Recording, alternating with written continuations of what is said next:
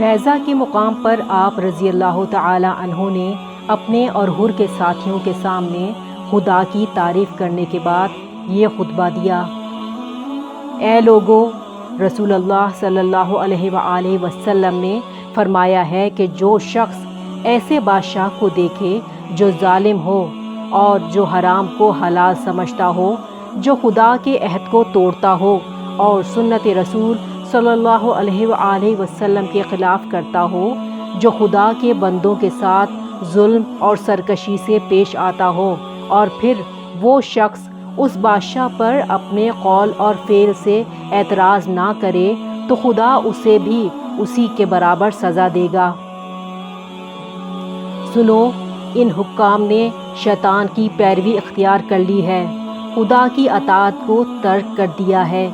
ان پر اعتراض کرنے کا حق سب سے زیادہ مجھے ہے۔ تمہارے خط میرے پاس آئے، تمہارے پیغامبر میرے پاس یہ پیغام لے کر آئے کہ تم سب میری بیعت کے لیے تیار ہو۔ اب اگر تم میری بیعت کرو گے تو فائدے میں رہو گے۔ سنو، میں حسین ہوں، علی رضی اللہ تعالی عنہ اور فاطمہ رضی اللہ تعالی عنہا بنت رسول اللہ صلی اللہ علیہ وآلہ وسلم کا فرزند۔ اگر تم نے ایسا نہ کیا اور عہد و پیمان کو توڑا تو یہ کوئی نئی بات نہیں ہوگی۔ تم نے میرے باپ کے ساتھ بھی یہی کچھ کیا تھا۔ وادی ذی حسم میں آپ رضی اللہ تعالی عنہ کا خطبہ اللہ کی تعریف کے بعد ان الفاظ پر مشتمل تھا: تم لوگ دیکھ رہے ہو کیا حال ہو رہا ہے، دنیا بدل گئی، پہچانی نہیں جاتی، نیکیاں گئی گزری ہو گئی ہیں، اب باقی کیا رہا؟ تل چھٹ اور بری زندگانی۔ کیا تم نہیں دیکھتے کہ حق پر عمل نہیں ہوتا، باطل سے پرہیز نہیں کیا جاتا؟ مومن کو چاہیے اب حق پر رہ کر خدا سے ملاقات کرے۔ میں دیکھتا ہوں کہ مر جانا شہادت ہے اور ظالموں میں زندگی بسر کرنا ناگوار بات ہے۔ ان کا یہ خطبہ سن کر زہیر بن قین جوش سے بھر گئے اور اٹھ کر بولے: یا ابن رسول اللہ صلی اللہ علیہ وآلہ وسلم، آپ رضی اللہ تعالی عنہ کے ارشاد کو ہم قبول کرتے ہیں۔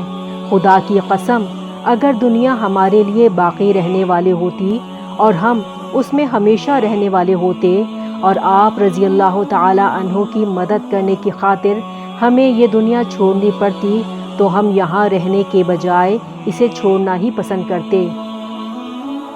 آپ رضی اللہ تعالی عنہ نے یہ الفاظ سن کر زہیر بن قین کے لیے دعا فرمائی۔ حر آپ رضی اللہ تعالی عنہ کے ساتھ ساتھ چلا آ رہا تھا اور کہتا جاتا تھا: میں آپ رضی اللہ تعالی عنہ کو خدا کا واسطہ دیتا ہوں، اپنی جان کا خیال کریں۔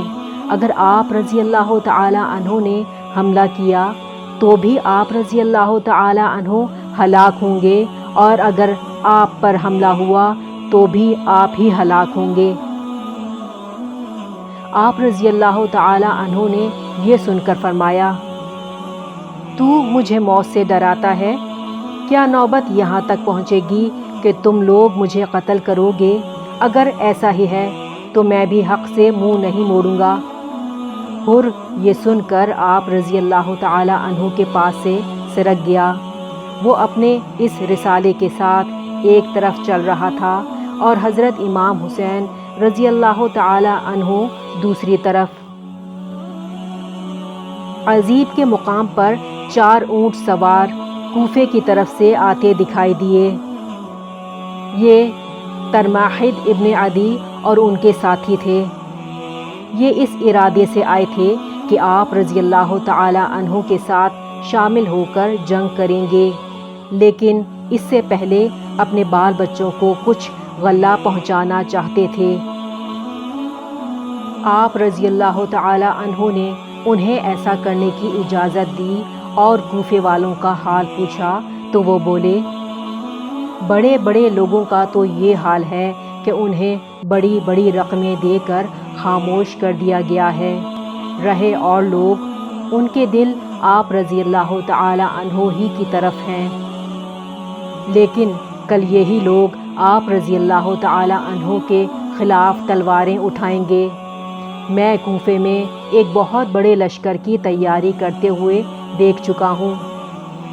آپ کسی بھی صورت اس لشکر کا مقابلہ نہیں کر سکیں گے، لہٰذا بہتر تو یہی ہے کہ آپ رضی اللہ تعالی عنہ میرے ساتھ کوہ عجا پر چلے چلیں۔ وہاں 10 دن کے اندر آپ رضی اللہ تعالی عنہ کے گرد بے شمار لوگ جمع ہو جائیں گے۔ وہ اس وقت تک آپ رضی اللہ تعالی عنہ کے دشمنوں سے جنگ کریں گے جب تک ہم میں ایک شخص بھی زندہ رہے گا، لیکن آپ رضی اللہ تعالی عنہ کو کوئی نقصان نہ پہنچنے دیں گے۔ آپ رضی اللہ تعالی عنہ نے یہ سن کر فرمایا، خدا تجھے اور تیری قوم کو جزائے خیر دے۔ بات یہ ہے کہ ان لوگوں میں اور ہم میں ایک قول ہو چکا ہے، اب ہم واپس نہیں جا سکتے، نہیں معلوم ہمارا اور ان کا کیا انجام ہو۔ اس کے بعد ترمح نے اجازت مانگی تاکہ اپنے بال بچوں کو غلہ دے کر واپس آئے اور پھر آپ رضی اللہ تعالی عنہ کے ساتھ شامل ہو کر دشمنوں سے جنگ کرے۔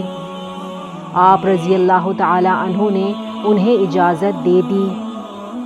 ترمح بن عدی کا بیان ہے کہ میں چیزیں پہنچا کر جب واپس پلٹا تو بنی سول کی راہ سے روانہ ہوا اور عزیب کے مقام پر پہنچا ہی تھا کہ آپ رضی اللہ تعالی عنہ کی شہادت کی خبر ملی۔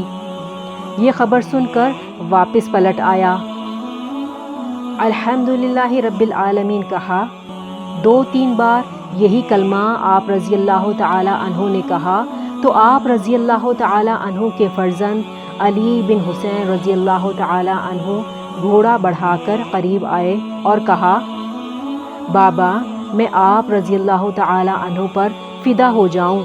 آپ رضی اللہ تعالی عنہ نے یہ کلمہ کیوں فرمایا؟ آپ رضی اللہ تعالی عنہ نے کہا، اے فرزند، ذرا میری آنکھ جھپک گئی تھی، میں نے ایک سوار کو گھوڑے پر دیکھا، اس نے کہا لوگ تو چلے جا رہے ہیں اور موت ان کے تعاقب میں آ رہی ہے۔ اس سے میں سمجھ گیا کہ ہمیں شہادت کی بشارت دی گئی ہے۔